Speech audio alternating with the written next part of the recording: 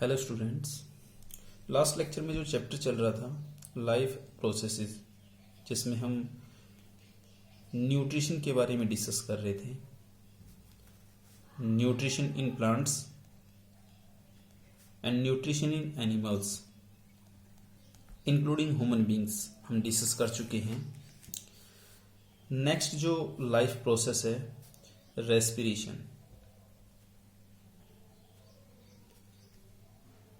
क्या होता है ह्यूमन बॉडी, एनिमल्स, प्लांट्स और दूसरे ऑर्गेनिजम्स में रेस्पिरेशन प्रोसेस कैसे होता है डिस्कस करेंगे। उससे पहले जितने भी लिविंग ऑर्गेनिजम्स हैं उन सभी ऑर्गेनिजम्स को अपनी डेली रूटीन फंक्शनल एक्टिविटीज़ के लिए एनर्जी की ज़रूरत होती है। That is all living organisms need energy for carrying on their functions. They take high energy organic molecules, that is macronutrients, and essential micronutrients in the form of food. Macro और micro जो nutrients होते हैं food की form में इंगेस्ट किए जाते हैं। Food इंगेस्ट होने के बाद डाइजेस्ट होता है एंजाइमेटिकली और सिंपल फॉर्म में कन्वर्ट कर दिया जाता है। सोल्यूबल सब्सटेंस एब्जॉर्ब कर लिए जाते हैं और फ्लूइड टिश्यू की हेल्प से डिफरेंट टारगेट जो सेल्स है वहां तक पहुंचा दिए जाते हैं। ये जो एसिमिलेटेड जो मॉलिक्यूल है जैसे कि ग्लूकोज है, अमाइनो एसिड्स हैं, फैटी एसिड्स हैं, ग्लिसरॉल है, these assimilated molecules hold energy in their chemical bonds and their bond energy is released by oxidation in the cells. इन केमिकल बॉन्ड की जो एनर्जी होती है कब रिलीज होगी? जब सेल्स में इनका ऑक्सीडेशन होगा। During the oxidation usually oxygen is used, CO2 and water are produced as a by products. Energy also released जो ATP की फॉर्म में स्टोर कर ली जाती है। CO2 जो पॉइजनस है, हार्मफुल है सेल्स के लिए, it must be removed. Water useful है and retain in the cells. ये कुछ ब्रीफ डिस्क्रिप्शन था रेस्पिरेशन का, किस पर्पस से होता है, जिसमें हमने बताया कि first of all nutrient macro micro form में, कॉम्प्लेक्स फॉर्म में इंगेस्ट किए जाते हैं। उसके बाद डाइजेस्ट होगा, एब्जॉर्ब होगा, एसिमिलेट होगा और सेल्स में इन एसिमिलेटेड मॉलिक्यूल्स की जो एनर्जी होती है बॉन्डिंग फॉर्म में वो ऑक्सीडेशन के बिहाव पर रिलीज होती है और यही ऑक्सीडेशन रेस्पिरेशन को रिप्रेजेंट करता है। दैट इज रेस्पिरेशन को हम कैसे डिफाइन कर सकते हैं? The process of releasing energy from food. Food से एनर्जी का रिलीज होना। फूड जो कि रेस्पिरेटरी सबस्ट्रेट की फॉर्म में सेल में अवेलेबल होता है। याद रखिए respiratory substrates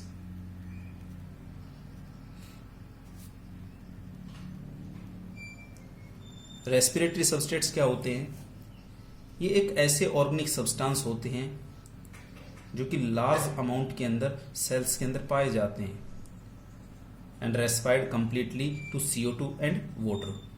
we can define as the organic substances which are present in large amount in the cells and respired completely to CO2 and water.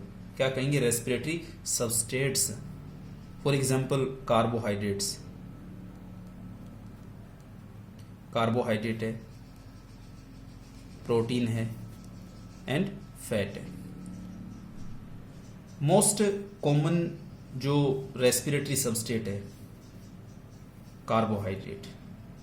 और अगर बॉडी में सेल के क्रॉस कार्बोहाइड्रेट अगर शॉर्ट हो जाता है, इसकी शॉर्टेज हो जाती है, उस केस में दूसरे जो रेस्पिरेटरी सबस्ट्रेट हैं, प्रोटीन है, फैट है, यूटिलाइज होते हैं।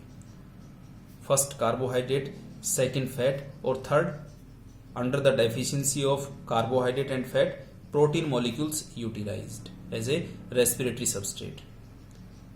तो यहां पर हम कह सकते हैं रेस्पिरेटरी सबस्ट्रेट ऐसे सब्सटेंस होते हैं जो रेस्पिरेशन के दौरान ऑक्सीडाइज होते हैं। एक्चुअल में कार्बोहाइड्रेट, प्रोटीन और फैट जो सिंपल फॉर्म में अवेलेबल होते हैं सेल में, इन्हीं की जो एनर्जी होती है जो केमिकल बॉन्ड की फॉर्म में है वो ऑक्सीडेशन के दौरान रिलीज होती है। Now respiration also defined as a chemical process in which breakdown of organic compounds, for example glucose, amino acids, fatty acid, glycerol, take place in a stepwise oxidation process with the subsequent release of energy inside a living cell is called respiration. Simple equation: one molecule of glucose in presence of oxygen enzymatically किस में oxidise होगा? 6 molecule of CO2, 6 molecule of O2 and energy approximate 36 ATP का total gain होता है। 38 ATP का production है but 2 ATP consume हो जाते हैं, यूटिलाइज हो जाते हैं, रिमेनिंग 36 ATP।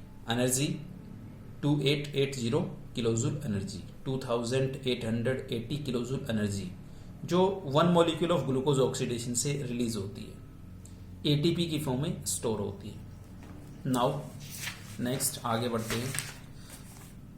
रेस्पिरेशन जो प्रोसेस होती है इसको हम दो प्रोसेस के अंदर स्प्लिट कर सकते हैं।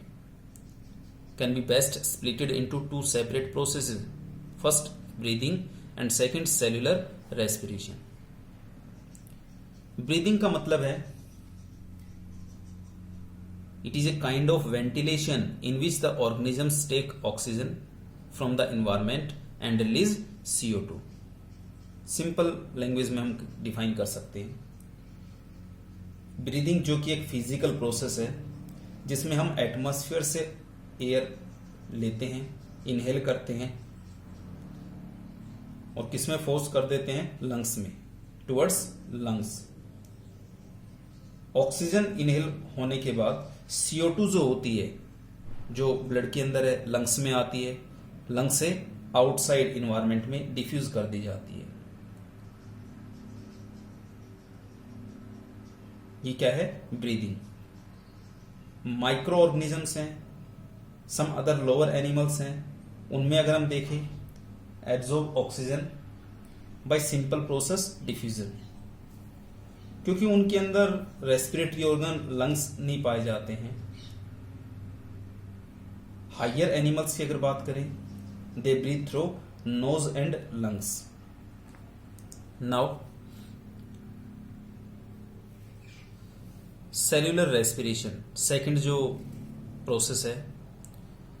Cellular respiration is a much more complex process that occurs inside the living cells. It is the oxidation of respiratory substrate in the cells resulting in the release of CO2 and energy.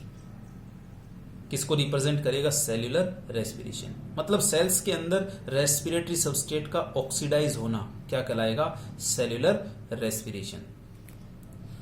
इसके अलावा respiration को 2 types में divide कर सकते हैं on the basis of oxidation of respiratory substrate in presence और absence of oxygen. जो respiratory substrate cellular respiration के दौरान ऑक्सीडाइज होता है, ऑक्सीजन की प्रेजेंस में होता है या फिर अब्सेंस में, उसके बिहाव पर हम रेस्पिरेशन को 2 टाइप्स में डिवाइड करते हैं। फर्स्ट इज एरोबिक और सेकंड आता है एनएरोबिक रेस्पिरेशन, जिसके बारे में नेक्स्ट वीडियो में हम शेयर करते हैं। Thank you.